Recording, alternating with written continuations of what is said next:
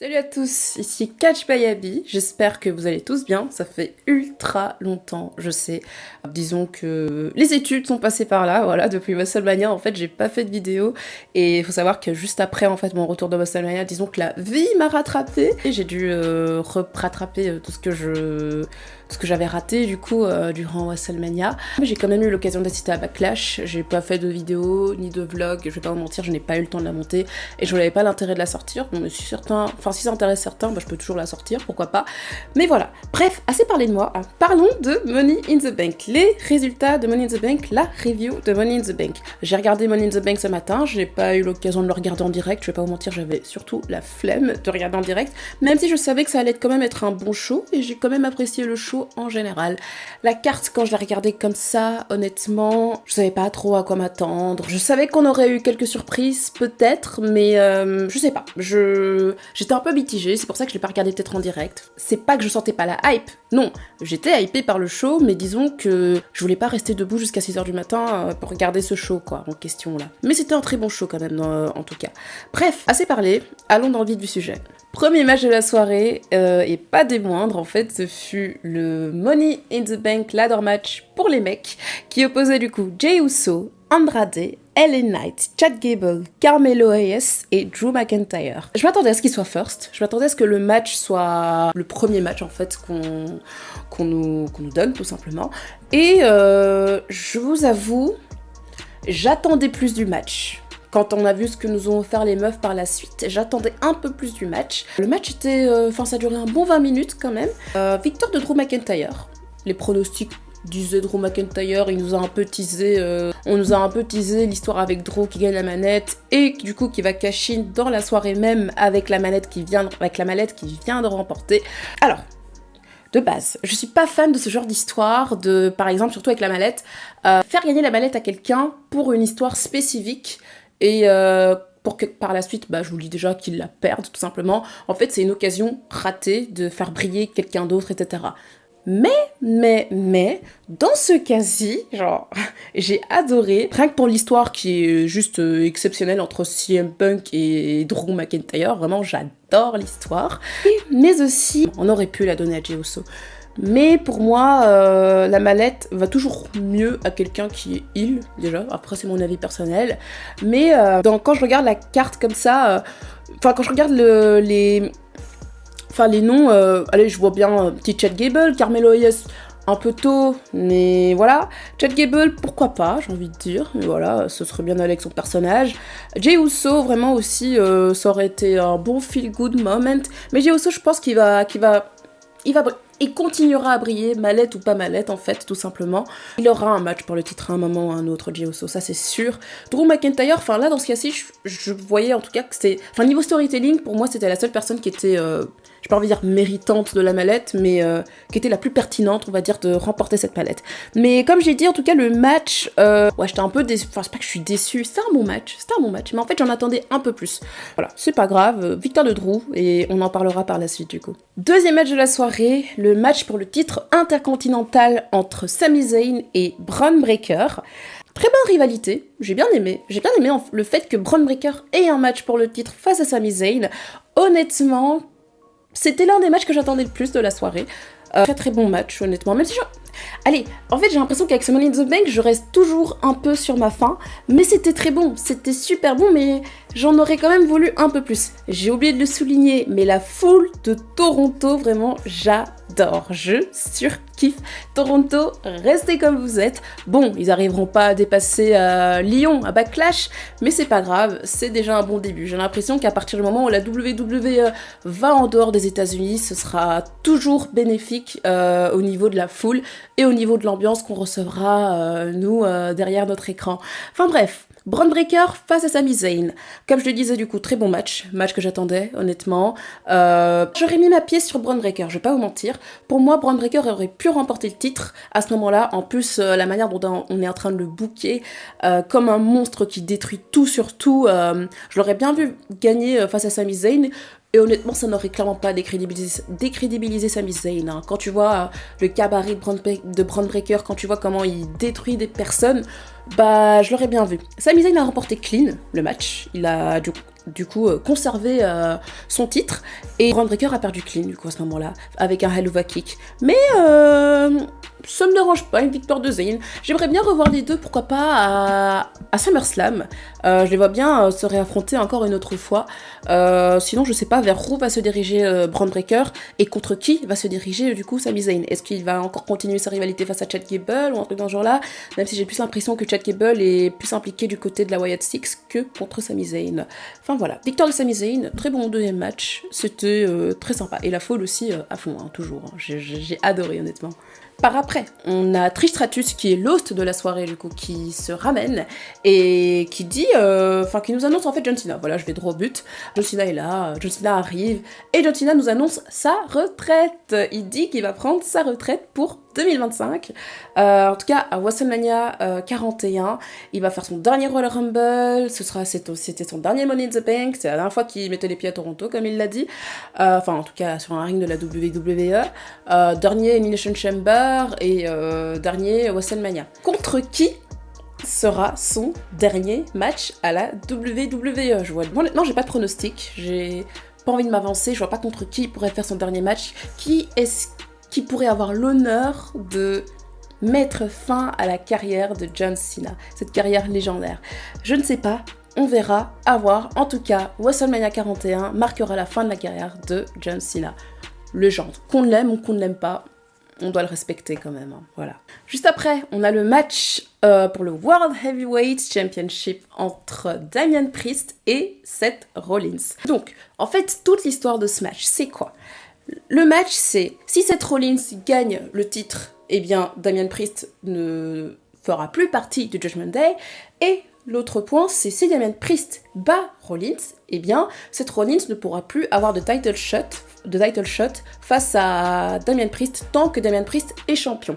Vous allez voir, ça a son importance pour la suite en tout cas. Enfin bref. Le match se déroule, j'ai bien aimé le match, j'ai bien aimé le déroulé du match. Même la rivalité, en vrai, ça n'a pas duré si longtemps que ça a duré un bon 3 semaines, 2 semaines. J'ai bien aimé comment on présentait aussi Finn Balor juste avant le match, quand Damian Priest dit au Judgment Day, ne venez pas dans mon business, n'intervenez pas dans mes affaires.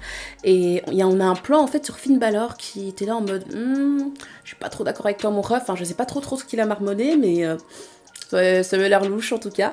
Match très très très bon. Et aussi j'avais oublié de préciser un point, c'est que Drew McIntyre nous avait annoncé que si il gagnait la mallette, chose qu'il a fait du coup, il allait cash in durant le match du World Heavyweight Championship. Chose qu'il a respectée. Drew McIntyre a respecté sa parole et a effectivement bien cash in pendant le match. Et le match en fait est devenu un triple menace.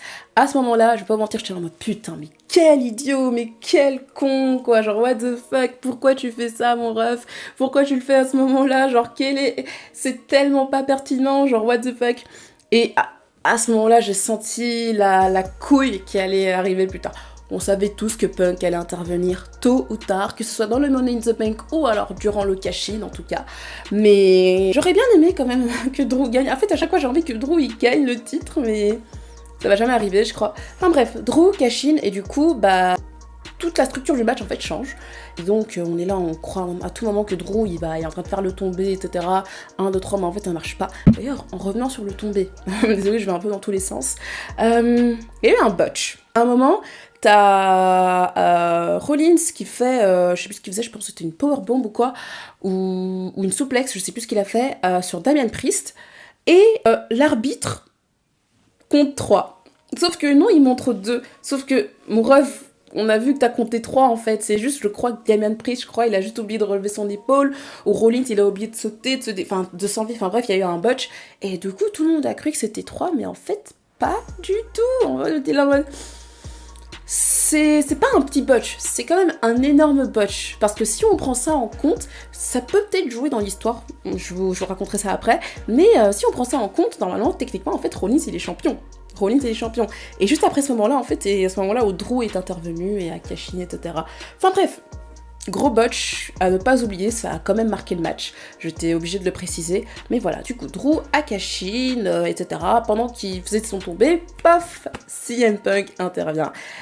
Mais comme je l'ai dit, il était obligé d'intervenir tôt ou tard, à un moment ou un autre. CM Punk allait venir, donc voilà. CM Punk est arrivé, a détruit Drew McIntyre avec une chaise comme il pouvait. En fait, il s'est vengé, voilà, tout simplement. Même s'il a toujours pas récupéré son bracelet, c'est pas grave, c'est pas très grave. Enfin, j'espère qu'il le récupérera en tout cas SummerSlam. Mais CM Punk intervient et coûte le match à Drew McIntyre. Et qui fait le tomber sur Drew McIntyre? C'est Damian Priest. Damian Priest conserve son titre World Heavyweight Championship face à Drew McIntyre et Seth Rollins.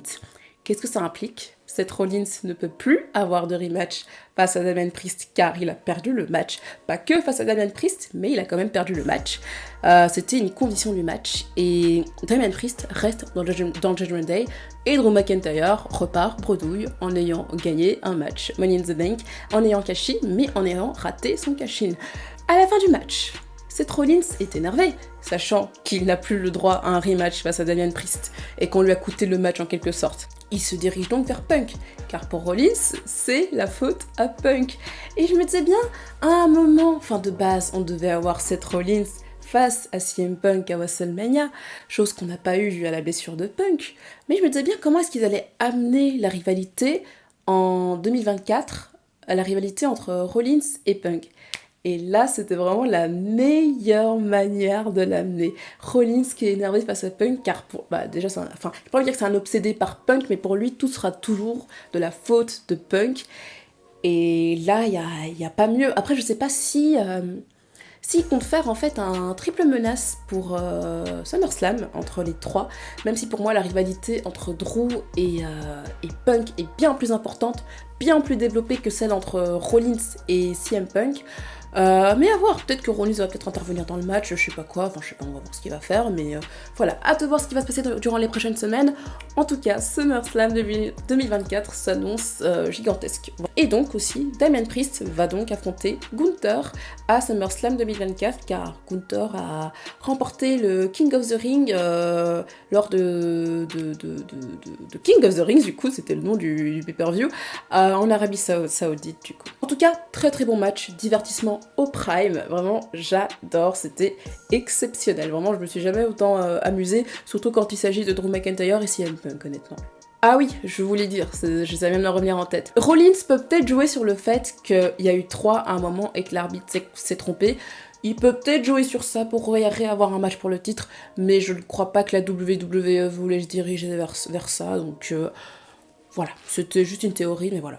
Passons à ce qui était pour moi le meilleur match de la soirée. Je pense que tout le monde est peut-être d'accord là-dessus. C'était le Money in the Bank ladder match féminin.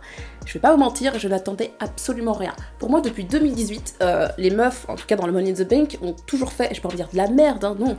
Mais c'était pas ouf, c'était pas exceptionnel. Et là, je sais pas ce qu'elles nous ont fait, mais les participantes Naomi, Zoe Stark, Lyra Valkyrie, j'arrive jamais à citer son nom, je vais pas vous mentir, Lyra Valkyria, voilà, Tiffany Stratton, Chelsea Green et Io Sky. Vraiment, les meufs, elles ont géré les spots qu'on a eu, même Zoe Stark elle a brillé durant le match, genre what the fuck. Chelsea Green, genre oh je voulais tellement qu'elle gagne honnêtement, même si c'est pas grave, la gagnante en question aussi le mérite tout autant, mais putain mais c'était incroyable, genre j'ai adoré les gars, c'était tellement divertissant et en plus toutes les meufs ont brillé, toutes les meufs ont eu leur spot en fait, genre c'était un spot fest, vraiment c'était un spot fest. Victoire de Tiffany Stratton, it's Tiffy time, et non elle le mérite. Après, je vais pas vous dire l'année qu'elle nous a faite, mais plutôt ce qu'elle nous offre en tout cas lors de SmackDown ou quoi, elle est très très bonne sur le ring, très bon personnage je trouve, et très très bonne au micro, elle est très à l'aise, je trouve que Tiffany Stratton méritait la mallette, en plus ça lui irait super bien. Pour moi si elle pouvait mettre la mallette en rose, je ne dis pas non, mais Tiffany Stratton a hâte de voir ce qu'elle va nous faire avec la mallette. Je ne sais pas pour moi quand est-ce qu'elle va cash in, mais je vais dire dans le courant de l'année, voilà. Ou pourquoi pas l'année prochaine en vrai, mais... Voilà, à voir en tout cas. Passons au match que j'attendais le moins, je vais pas vous mentir, c'est pas le match dont j'étais le plus hypé de la terre, et même quand je le regardais avec un seul œil, quoi, enfin, je sais pas, à fond dedans. C'est le Six-Man Tag Team, c'était le main event du coup, avec la Bloodline, enfin la Bloodline 2.0, avec Solo Sikoa, Jacob Fatu et Tama Tonga, accompagné du coup de Tongaloa, contre Kevin Owens, Randy Orton et Cody Rhodes. Comme je vous l'ai dit, j'ai pas trop regardé le match, voilà, je vous le dis déjà. Je sais qu'il y a eu quelques botches aussi durant le match, par exemple un low blow mal exécuté, mais c'est pas grave. Victoire, ça par contre je m'y attendais pas. Ça c'était une putain de surprise. Victoire de la Bloodline. Solo Sikoa a fait le tomber sur Cody Rhodes. Je répète, Solo Sikoa a fait le tomber sur le WWE Undisputed Champion. Je dis ça, je dis rien. Pour moi, de base, je pensais que ce serait victoire des Faces, voilà, en mode feel good moment, etc. Mais la Bloodline a gagné. Je ne dis pas non.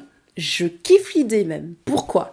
Comme ça, on nous montre une Bloodline forte, pas une Bloodline 2.0 qui balance que des mots et qui ne gagne jamais. Solo l'a dit, perdre ne fait pas partie de son vocabulaire. Même si il a perdu 56 milliards de fois avant de dire ça, c'est pas grave. Oublions, c'est le passé. Solo Sikoa, je le répète encore une fois, a fait le tomber sur Cody Rhodes. Pour moi, on se dirige même pas, enfin c'est évident, match pour le titre. Solo contre Cody. À SummerSlam pour le titre. Je ne vais pas vous mentir, je suis super contente.